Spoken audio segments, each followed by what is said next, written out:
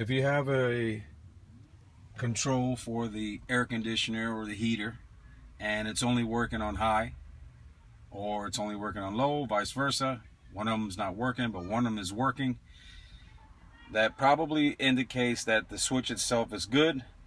What you're gonna have to do is come over here under your glove box and follow this one cable.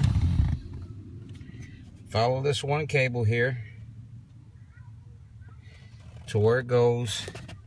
This is the end of it, and it plugs in to this little gadget, which is a resistor. It only has 2 screws, very small screws. There they are. But you're gonna need one of your stubby screwdrivers. This one has the ratchet, so it works pretty good.